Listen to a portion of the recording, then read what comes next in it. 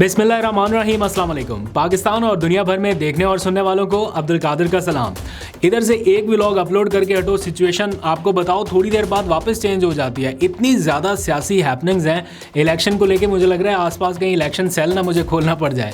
तो एनीवेज बहुत सारी अपडेट्स हैं। अभी कुछ देर पहले मैंने व्लॉग अपलोड किया था कि इमरान खान ने सुप्रीम कोर्ट से रुजू किया। व्लॉग अपलोड करके उठा तो पता चला सुप्रीम कोर्ट से एक और ख़बर आ गई। तो कनेक्शन बहुत ज़्यादा बैक टू बैक बिल्ड हो रहे हैं। तो सारी अपडेट जो आज के दिन की है वो आपको बता देता हूँ। एक तो इमरान खान ने आज बाइकआउट कर दिया है, किस चीज़ का कुछ देर में बताता हूँ। और पीटीआई ने एक बहुत अहम ऐलान अब से कुछ देर पहले जारी किया है।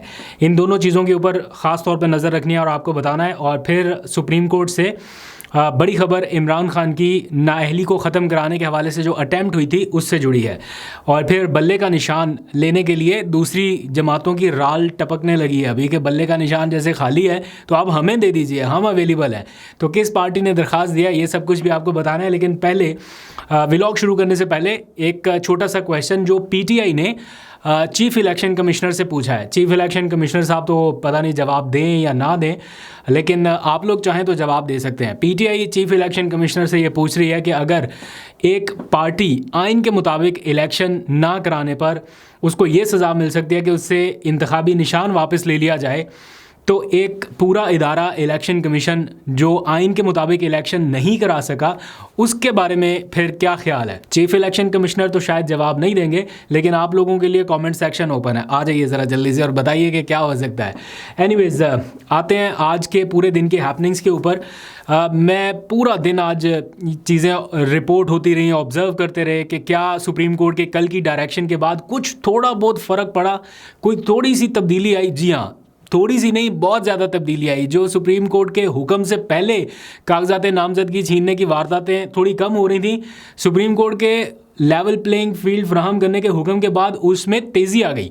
इलेक्शन कमीशन ने वैसे तो वो एक खदशा जारी किया सब लोगों के नाम जो मुतल्लिका ज़िम्मेदारान थे कि जनाब लेवल प्लेइंग फील्ड दी जाए, लेकिन ये सिर्फ एक ख़त रहा। इसके बाद जो कुछ हुआ और जो आज पूरा दिन रिपोर्ट होता रहा, मैं हैरान हूँ कि क्या इसके ऊपर कोई नोटिस अभी तक क्यों नहीं हुआ। मतलब कि एक चीज़ बिल्कुल क्लियर कट नज़र आ रही है और अब तो वीडियोज़ भी आ गई कि किस तरह से कागजात नामजदगी छीने जा रहे हैं। अभी तक तो जो इतलात मिल रही थी ना, तो हम इमेजिन ही कर रहे थे या सोच रहे थे कि यार इतने लोगों की मौजूदगी में ये सब कैसे होता होगा, लेकिन अब तो बाकायदा वीडियोस आ गई हैं कि कैसे कागजात छीनने की वारदात होती है और कैसे लोग फिर भागते हैं वहाँ से और ये सारा कुछ क्या हो रहा है।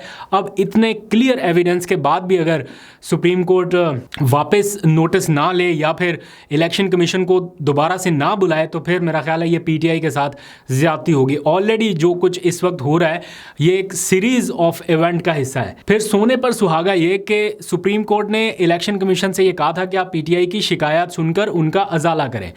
तो पीटीआई के लोग इलेक्शन कमीशन से रुजू कर रहे हैं और वो आगे से क्या कह रहे हैं, ये फ़हीम अख्तर जो इलेक्शन कमीशन को कवर करने वाले सीनियर बीट रिपोर्टर है, उन्होंने अपने एक ट्वीट में बताया कि जब पीटीआई का कोई शख्स इलेक्शन कमीशन गया, रुजू किया इलेक्शन कमीशन से कि जनाब मेरे साथ मुझे कागजात नामजदगी नहीं जमा करने दिए जा रहे, तो उन्होंने कहा आज छुट्टी है, बाद में आइएगा।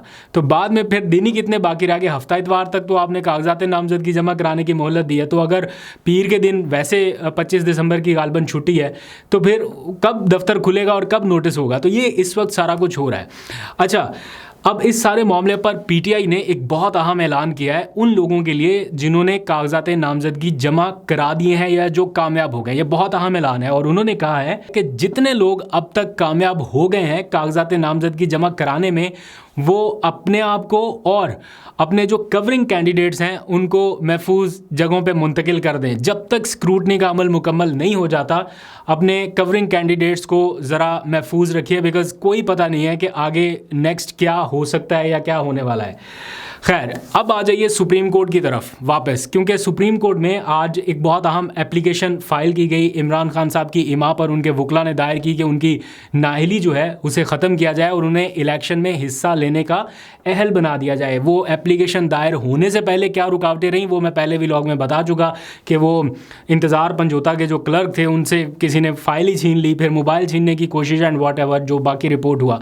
अल्लाह अल्लाह करके दरख्वास्त दायर हो गई, लेकिन शायद उस दरख्वास्त में कुछ कानूनी चीज़ें मिसिंग थी या कुछ डॉक्यूमेंट्स मिसिंग थे, तो सुप्रीम कोर्ट के दफ्तर ने वापस कर दिया वो दरख्वास्त और अभी फ़िलहाल उसको इंटरटेन नहीं कर रहे और कहा है कि पहले जो मतलूबा दस्तावेज़ात हैं आप वो फराहम कीजिए और उसके बाद 6 जनवरी तक आपके पास मोहलत है, आप ये फ़ाइल कर सकते हैं। तो ये इस वक्त की सिचुएशन है। एक लम्हे खबर कुछ आती है और अगले लम्हे बिल्कुल उसका कुछ अलग ही सीन निकलता है। तो एक लम्हे खबर आई कि इमरान खान साहब ने दरख्वास्त दायर कर दी, तो एक्सपेक्ट ये किया जा रहा था कि जैसे supreme court level playing field के लिए मुतहर्रिक हुई है इन दिनों, तो हो सकता है वो इसके ऊपर फ़ौरन से कोई बेंच बना के कार्रवाई करें, लेकिन उन्होंने फ़िलहाल ये दरख्वास्त वापस कर दिया, जो कि एक सेटबैक है पीटीआई के वकला के लिए। लेकिन ये मामला यहाँ पे ख़त्म नहीं हुआ, दोबारा से जो कानूनी तकाज़े हैं उनको पूरा करके या जो चीज़ें मिसिंग हैं उनको दोबारा से अटैच करके सुप्रीम कोर्ट से वापस रुजू किया जाएगा। अच्छा, इमरान खान ने आज बल्ले की वापसी के ऊपर या बल्ला छिन जाने के ऊपर एक रिएक्शन दिया है। आज उनके जो वकला हैं उनसे मुलाकात के लिए किसी तरह से पहुँचे जब, तो उनको इत्तला दी गई, इमरान खान साहब को पता चल गया था बल्ले के निशान के हवाले से, तो उन्होंने कहा कि ये अपना मजाक खुद बनवा रहे हैं और साथ ही उन्होंने कहा कि बल्ले के बगैर कोई इलेक्शन नहीं मानेगा, जो मर्ज़ी कर लें, बल्ला होगा तो इलेक्शन की क्रेडिबिलिटी होगी वरना नहीं। वैसे मैं ख़ुद ये सोच रहा था कि इतना कुछ हो जाने के बाद, इतनी ज़्यादा जो भी इस वक्त सूरत हाल है, उसके बाद अगर बल्ला वापस मिलता है और इलेक्शन की क्रेडिबिलिटी बहाल हो जाती है, तो ये भी एक तरह से पीटीआई का नुकसान ही है कि इतना कुछ होने के बाद आप प्लेट में रख के उनको क्रेडिबिलिटी अगर देंगे कि ठीक है जी हमें बल्ला दे दें और आपकी क्रेडिबिलिटी इलेक्शन की बहाल है, तो मेरा नहीं ख्याल कि इलेक्शन की क्रेडिबिलिटी को सिर्फ बल्ले की वापसी से ही मशरूत करना चाहिए, बल्कि हर वो चीज़ जो इस वक्त हो रही है उसको इलेक्शन की क्रेडिबिलिटी के साथ लिंक होना चाहिए और कहीं ना कहीं है भी, लेकिन फोकस ज़्यादा उस चीज़ के ऊपर भी होना चाहिए जो इस वक्त कागजात नामजदगी वाला मामला हो रहा है। इस चीज़ को स्पेयर नहीं किया जा सकता सिर्फ बल्ले का निशान वापस लेके कि चले कागजात नामजदगी ना आए तो ना सही। इसका बड़ा नुकसान होना है पीटीआई को, जनरल नशिस्तों के ऊपर आपके माफ़ कीजिएगा मखसूस नशिस्तों के ऊपर जो सीटें हैं वो बहुत कम हो जाएंगी पीटीआई की अगर इसी तरह से मामला चलता रहा। अब आ जाइए, थोड़ा सा मैंने स्टार्ट में आपको बताया कि इमरान खान ने बाइकआउट कर दिया। किस चीज़ का किया?